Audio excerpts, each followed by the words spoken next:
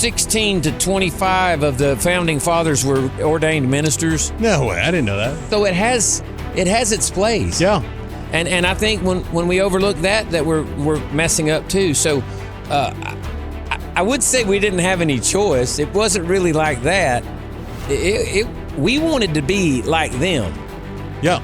Like the people that we looked up to and revered, and that's how most of us turned out. Not all of us. Yeah. But most of us. Well, we're thrilled to be here in Nashville. I'm so glad you'll be singing here tonight. Hey, I understand you have a podcast. What's your how people find your podcast? It's called Sounds Like Life with Darryl Worley. Nice. And I mean, it's really easy to find. You can YouTube it. That's where we tell most people to go nowadays. We were concentrating on Facebook, and it looked like we would build the numbers faster, but we found out that was kind of a little bit of a farce. Americans are capable of achieving extraordinary things when they have the freedom and opportunity to do so. This is American Potential. Welcome to the American Potential Podcast. I'm your host, David Fromm. So we're coming from Nashville, Tennessee, celebrating with Americans for Prosperity, America's 250th birthday. It's just such a joy. We've been at a number of these all over the country. We're going to keep going. But we can't come to Nashville without talking to a bona fide country music star.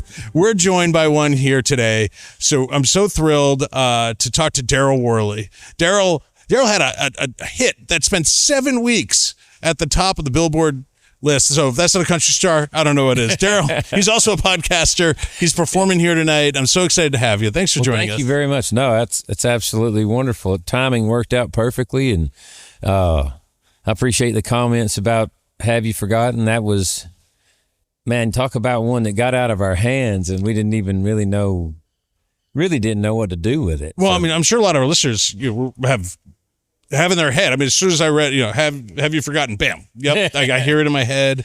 Yeah. And it was just, a huge song at the time. And I mean, I'm sure it was a pretty amazing experience for you to go through that. But tell us a story about like how you wrote that and where it came from. So they came to me the year after 9/11 in 2002 and wanted to know if I would go overseas to Afghanistan and entertain our troops in the war zone. And that was my first trip to the war zone to do that. We went in December, which is, as far as I'm concerned, the best time to go because that's when the men and women are really struggling and missing people from back home and their families. It was a pretty long and intense trip. We hit Afghanistan. We went up to Uzbekistan on our way home, where they call it K2 up there, and then back to the U.S., some pretty incredible experiences on that journey. I think the biggest thing, my takeaway was we got to do something for these people because, not only have we lost a lot of people on 9/11, we saw what our first responders were made of that day. Yeah. You go overseas to Afghanistan, see the troops in action. And, I grew up in a military family. I've had my relatives deployed my whole life, and I thought I knew all about it, but you don't know anything about the war zone until you go to it. And so on my return, I just was really had a burning desire to, I was very inspired from what I'd seen and experienced, and I just wanted to do something for those people I just mentioned and our military.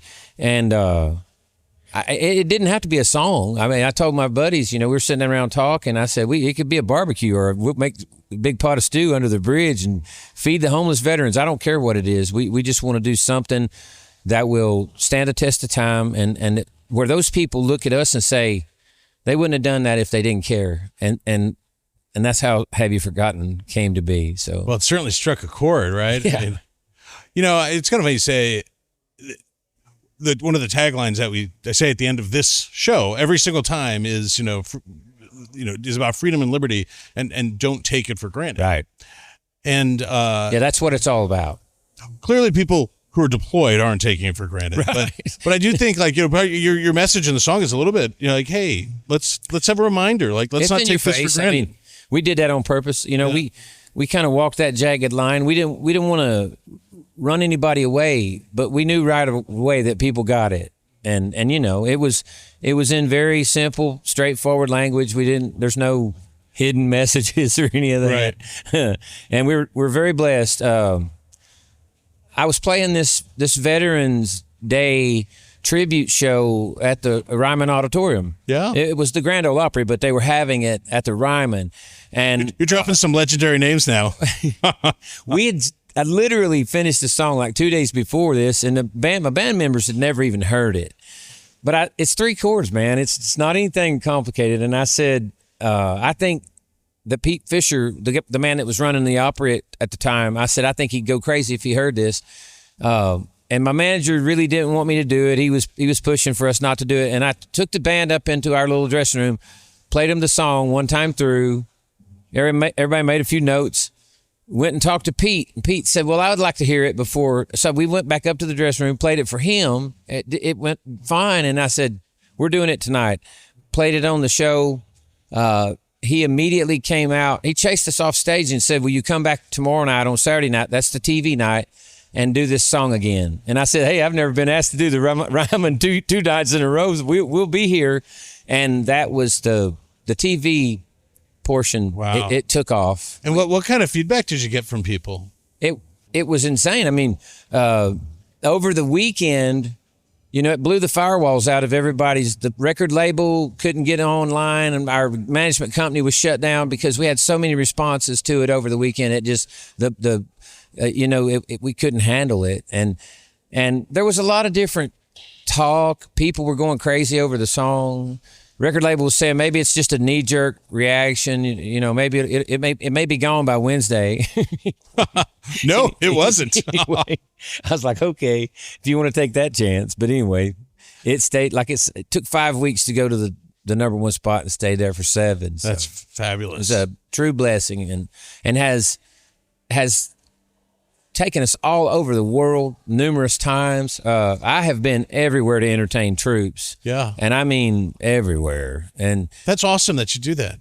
It's a really big part of what I do and who we are. And, like I said, I came from a military family. Almost everyone has served, and this gave me an opportunity to serve in a kind of a different way, just to give back to them. And yeah. It's been really special. Do you have any thoughts? We're celebrating America's birthday here. Yeah, sure. Declaration of Independence, some of the great, truths that are contained in the Declaration. Right. So you've been all over the world, seen a number of different things. Is there any reflections you have being American, kind of seeing troops overseas, but also seeing other countries? Does that give you any reflections about America? I tell people every day, constantly, if you have any doubt about the fact that you live in the greatest place in the whole wide world, take off and go some other places. And I mean, any other place, far as I'm concerned, and I've been a lot of them. Beautiful places, cities in Japan, Paris, France, but none of it is. Man, they look to us. They follow what we do. Yeah. The rest of the world gets aggravated with things that happen here in the United States because it affects their lives directly. There's no place like this. There's just no place like home, man. And I'm telling you, all you got to do is go ramble around a little bit, and you'll find it out for yourself. Even the best of the best where I've been. And I love Norway. There's other places I could tell you that I love, but it just doesn't compare. Nothing compares to this. And our freedom, people want to say, oh, yeah. And kind of, if you don't think that we have lots of freedom, travel, go see. Yeah. We really do, man. So I want to hear a little bit how you got into country music and just what that journey's been like. And then also like the country music industry has gotten a lot bigger but very different than it's been. You've seen some change in that. I'd love to hear your thoughts on it. Indeed, I have. Well, for me, I have background in biology and chemistry. I was going to go to med school, and I took a year off because I was just just fried from all the undergrad stuff, and I didn't take any crip courses. So, but I had always had a band playing somewhere since I was like 15 or 16 years old, and you know, we'd work on the weekends and all through the summer months. I mean, on top of the fact that it was a whole lot of fun, I just loved music, and that was a family thing on both sides.